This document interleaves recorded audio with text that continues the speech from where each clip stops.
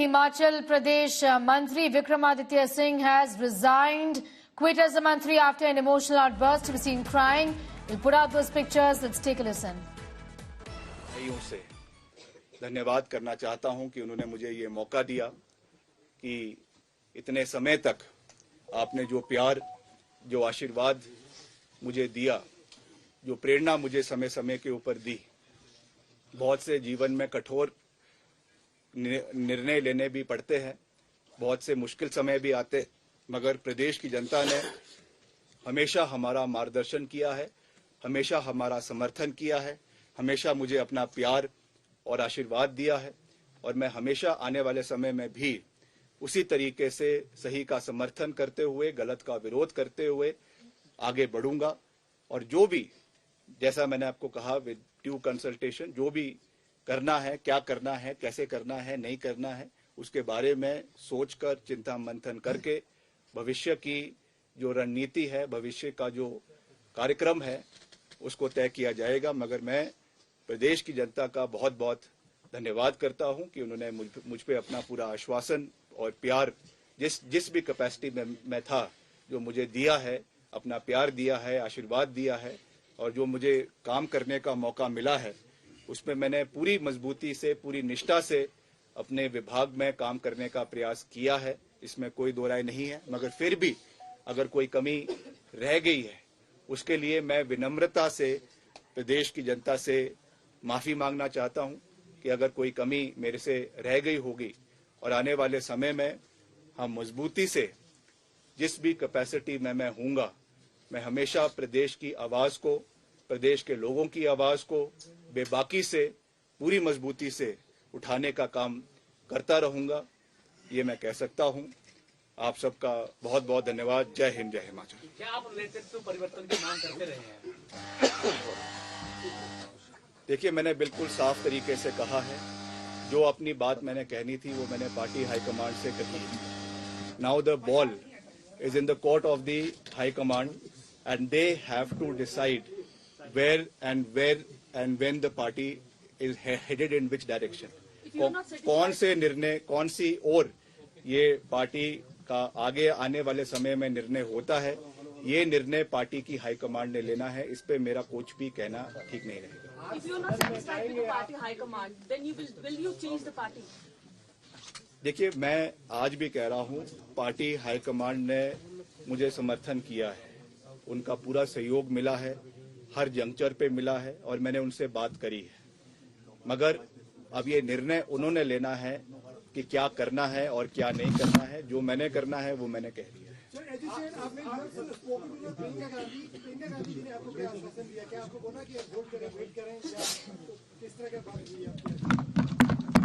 I would not like to discuss what I have spoken to her in person. मगर मैंने जो वास्तविक परिस्थितियां हैं उसके बारे में उनको जागरूक किया है, उनको अवगत करवाया है और आने वाले समय में अब निर्णय जो है वो पार्टी हाईकमान के हाथ में।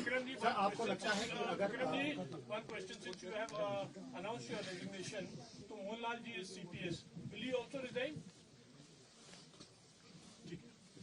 That is for him to decide. I am not forcing anybody. आपको लगता है कि जो 6 विधायक बागी हुए हैं, अगर नेतृत्व परिवर्तन हो जाता है, मुख्यमंत्री को चेंज कर दिया जाता है, तो सरकार बच सकती है? जो सरकार पर संकट अभी आया हुआ है। देखिए, हम तो चाहेंगे कि हर परिस्थिति में सरकार बचे, संगठन बचे। जैसे मैंने कहा कि बहुत प्यार से। All right, leader of the opposition Jairam Thakur is also speaking. Let's take a listen. में सब ठीक नहीं है, ना मंत्री खुश है, ना विधायक खुश है, ना जनता खुश है और ऐसे में इस सरकार को सत्ता में रहने का कोई अधिकार नहीं है। के बाद आपको लगता है कि म्याद सरकार की बहुत कम बची? मैं हमेशा इस बात को कहता था, मुझे अच्छी तरह से अंदाजा था कि चीजें ठीक नहीं है। हर्षवर्धन जी पार्टी की ओर से कैंडिडेट के नाते सब साथियों ने हमारे सपोर्ट किया, पार्टी के नेतृत्व ने उनको कैंडिडेट बनाया और उनको आज क्या विधानसभा इसके में अलावा और भी जयराम कांग्रेस जी के आज विधायक नाराज हैं? पे डिवीजन ऑफ वोट होगा। हम जा रहे हैं, अभी जा रहे हैं हाउस के अंदर। जो 6 विधायक थे वो पंचकुला से शिमला आ रहे हैं शिमला। विधानसभा की कार्रवाई में जयराम जी, क्या और भी विधायक कांग्रेस वाले इससे नाराज हैं? 6 विधायकों के अलावा भी कोई है क्या संपर्क में? देखिए संपर्क में बहुत सारे लोग हैं। तो 10% कानून लग सकता है लेकिन It's again to Vikram Aditya Singh. हाँ करेंगे वो जाऊंगा हाउस में। रहने देना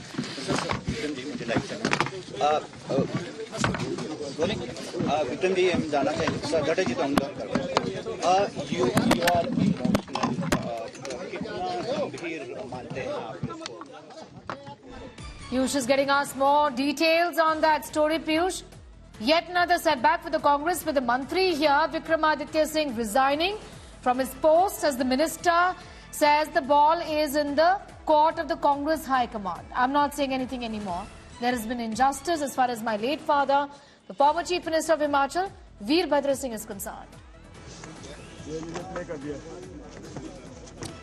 Well, certainly, Sneha, now we are seeing as to setback after setback are taking place as far as the Congress party is concerned. After the 6 MLAs casting their vote in favor of BJP candidate, now Vikramaditya Singh coming out and tendering his resignation as the cabinet minister.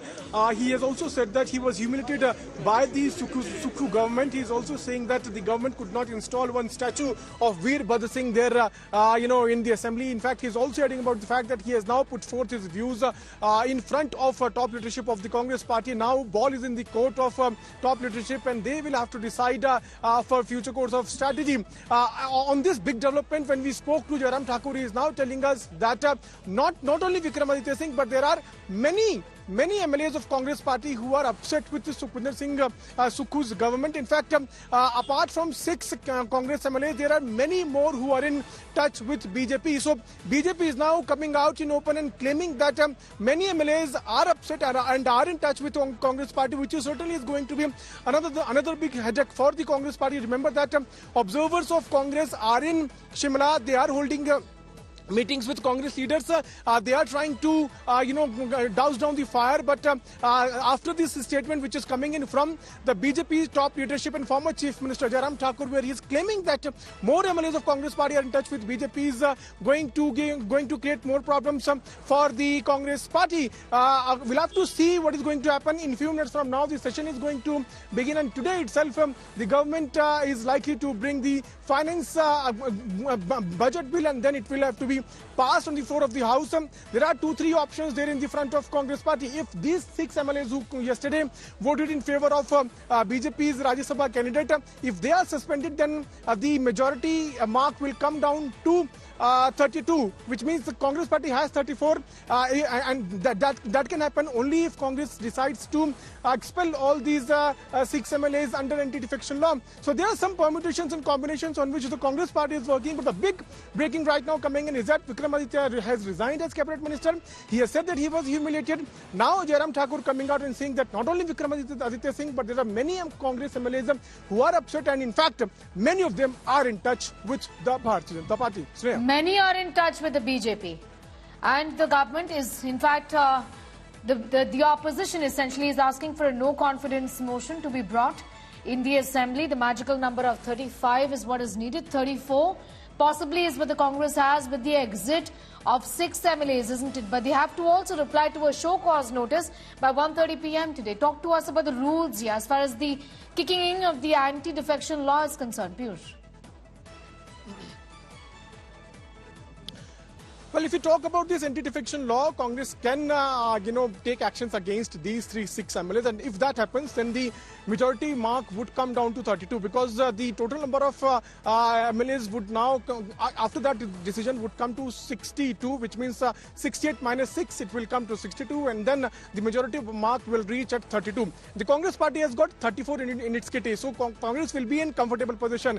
But this anti-defection law does not imply when the voting takes place during the Rajya Sabha elections, and that is why these 6 MLAs voted in favor of the BJP candidate.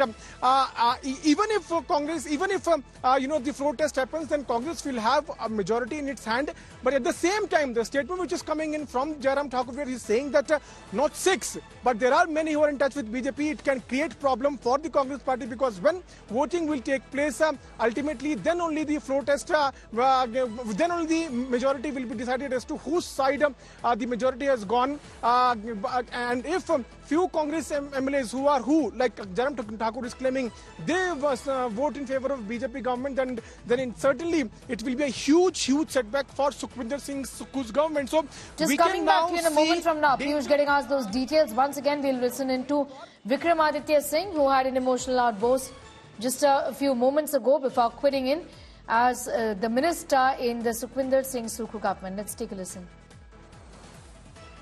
जिस व्यक्ति 6 बार जो हिमाचल प्रदेश का मुख्यमंत्री रहा, 6 बार, जिसने ये सरकार बनाई, जिसकी वजह से ये सरकार बनी प्रदेश के अंदर, उसकी मूर्ति लगाने के लिए 2 गज जमीन इनको माल रोड के ऊपर नहीं मिली.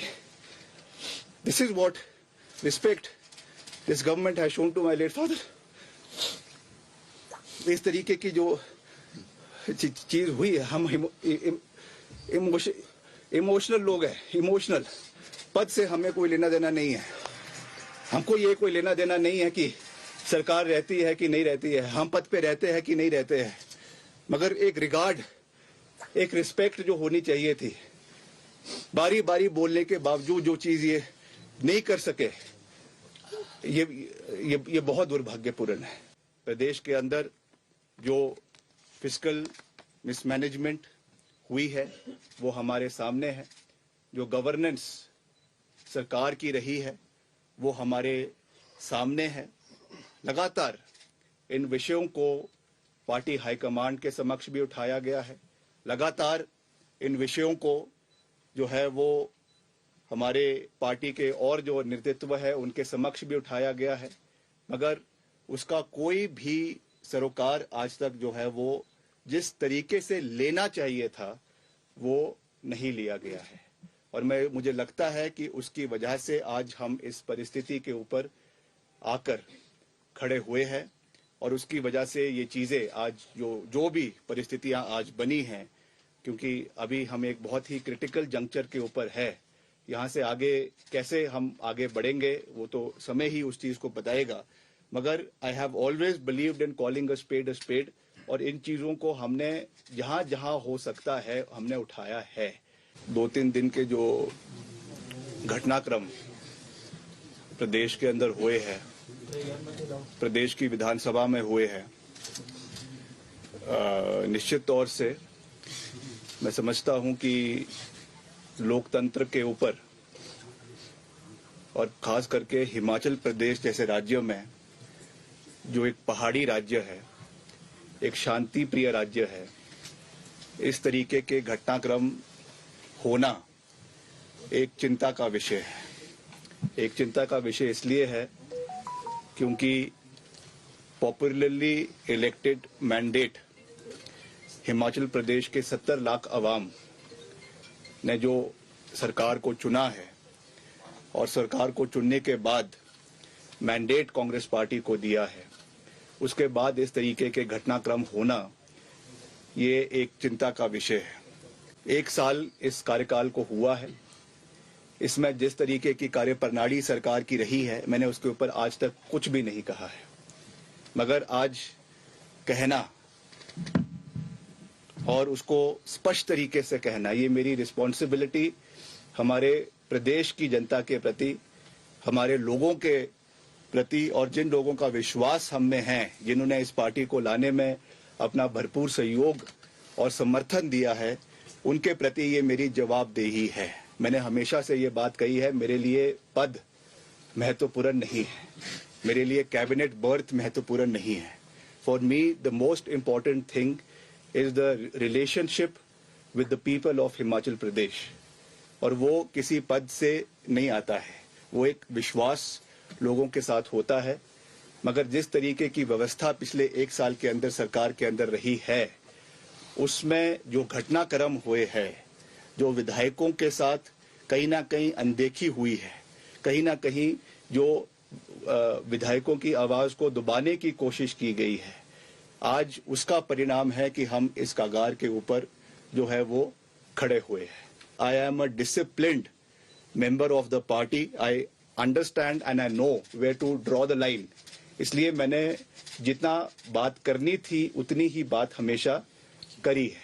मगर ये भी सत्य है कि प्रदेश में जो हमारे युवा है, प्रदेश में जो हमारे नौजवान साथी हैं, जिन्होंने इस सरकार को बनाने के लिए एक बहुत ही महत्वपूर्ण योगदान चुनावों के समय में दिया, are we able to meet their expectations?